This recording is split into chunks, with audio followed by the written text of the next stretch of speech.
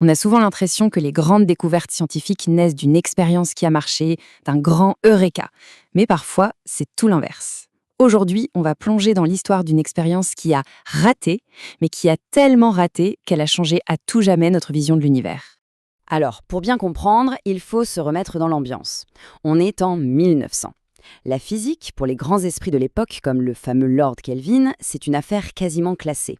On a l'impression d'avoir résolu le grand puzzle de l'univers.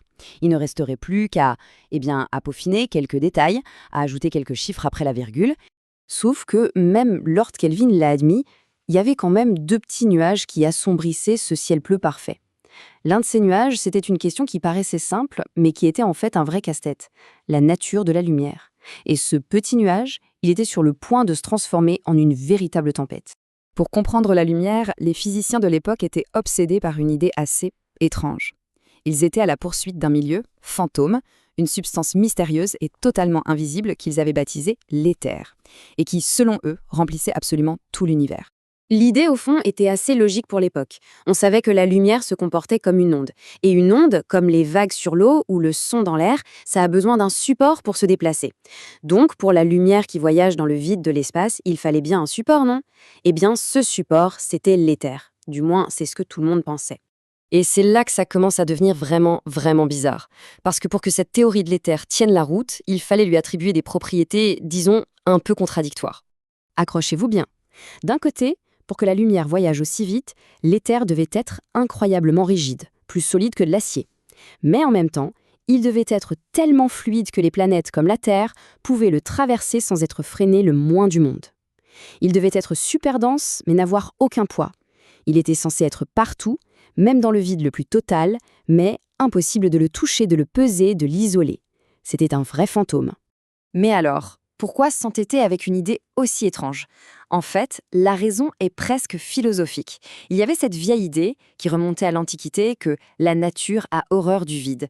L'idée qu'il puisse y avoir du rien absolu était impensable. L'éther, c'était la solution parfaite pour combler ce vide angoissant. Et c'est là qu'entrent en scène nos deux protagonistes, Albert Michelson et Edward Morley. Ces deux-là ne se sont pas contentés de débattre de l'éther, non, ils ont décidé de lui tendre un piège. Ils ont mis au point une expérience d'une précision incroyable pour enfin prouver qu'il existait. Leur plan était basé sur une idée assez simple à visualiser. Si l'éther est immobile et que la Terre fonce à travers à des milliers de kilomètres à l'heure, on devrait sentir une sorte de vent d'éther. C'est un peu comme quand on passe la main par la fenêtre d'une voiture en mouvement, on sent le vent. Eh bien là, c'était pareil, mais avec la lumière. Et pour mesurer ce vent, ils ont construit cette machine, l'interféromètre. C'est un petit bijou d'ingéniosité. En gros, un faisceau de lumière est séparé en deux. Chacun part dans une direction différente, à angle droit, se reflète sur un miroir et revient. À la fin, les deux faisceaux se rejoignent et on regarde ce qui se passe. Et ce qu'ils s'attendaient à voir était très clair.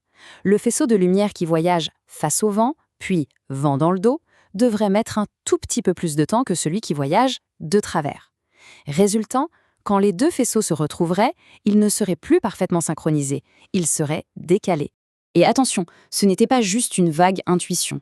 Les calculs étaient formels, ils prédisaient un décalage bien précis, un retard mesurable. Et leur machine était si sensible qu'elle était largement capable de détecter cette différence minuscule. Ils étaient absolument sûrs de leur coup. L'expérience est donc lancée. Tout est parfaitement calibré. On s'attend à une confirmation éclatante de la théorie de l'éther qui allait enfin passer du statut d'hypothèse à celui de fait prouvé. Le moment de vérité est arrivé. L'attention est à son comble. L'appareil tourne, les mesures sont prises. Alors, qu'est-ce que le détecteur a bien pu observer? Rien. Absolument rien. Zéro. Le décalage attendu n'est jamais apparu. Ils ont refait l'expérience, encore et encore, à différents moments de la journée, à différentes saisons, pour changer l'orientation de la Terre par rapport au vent. Le résultat était toujours, obstinément, le même. Négatif. Et ce que cela signifiait était tout simplement ahurissant. Ça voulait dire que la vitesse de la lumière était la même, qu'elle aille dans le sens du vent d'éther, à contre-courant ou sur le côté. C'était comme nager dans une rivière et aller aussi vite à contre-courant qu'en suivant le courant. Ça n'avait aucun sens. C'était un choc total pour la physique de l'époque. Et c'est là que l'histoire devient vraiment délicieuse. Cet échec monumental, ce résultat négatif, était en réalité si important, si fondamental, qu'il a valu à Albert Michelson le prix Nobel de physique. Il a été récompensé non pas pour avoir trouvé ce qu'il cherchait, mais précisément pour ne pas l'avoir trouvé. Alors, face à un résultat aussi déstabilisant, est-ce que les scientifiques ont tout de suite abandonné les terres? Pas du tout. La première réaction, ça a été d'essayer de sauver la théorie à tout prix, de trouver une explication, n'importe laquelle, pour que le résultat de l'expérience colle quand même avec l'existence de l'éther. On a donc vu fleurir tout un tas d'hypothèses un peu désespérées. Et si la Terre entraînait l'éther avec elle, comme une coque de bateau entraîne l'eau? Non, ça ne collait pas avec d'autres observations. Et si les objets se contractaient physiquement quand ils bougent, juste assez pour annuler le retard? Une idée un peu sortie du chapeau juste pour que ça marche. Bref, on a essayé de boucher les trous d'une théorie qui prenait l'eau de toutes parts. Mais à un moment, il a bien fallu se rendre à l'évidence, ça ne marchait plus. Cet échec à trouver l'éther avait mis le doigt sur une faille énorme, une contradiction fondamentale entre les lois de Newton, qui décrivaient le mouvement, et celles de Maxwell, qui décrivaient la lumière. L'édifice de la physique classique était en train de se fissurer. Et c'est là qu'un jeune employé du bureau des brevets de Berne, un certain Albert Einstein, va proposer une idée absolument révolutionnaire.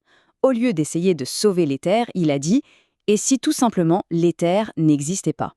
Il a pris le résultat de Michelson et Morley pour ce qu'il était, un fait, la vitesse de la lumière est constante, point final. Et à partir de là, il a reconstruit toute la physique. C'était la naissance de la théorie de la relativité. Mais ce qui est peut-être le plus incroyable, c'est l'héritage de cette expérience. L'interféromètre n'est pas mort avec l'éther. Au contraire, plus d'un siècle plus tard, une version géante et ultra perfectionnée de cet appareil qu'on appelle LIGO a été utilisée pour faire l'une des plus grandes découvertes de notre siècle, détecter les ondes gravitationnelles, ces vibrations de l'espace-temps prédites par Einstein. L'échec a finalement permis un triomphe inimaginable. Au final, cette histoire nous laisse avec une réflexion assez profonde. L'échec de Michelson et Morley n'était pas une fin, c'était un commencement. Ça nous rappelle que dans la recherche, le résultat le plus intéressant n'est pas toujours celui qu'on attendait. Parfois, le plus grand trésor, c'est de trouver une boîte vide, là où on s'attendait à trouver de l'or.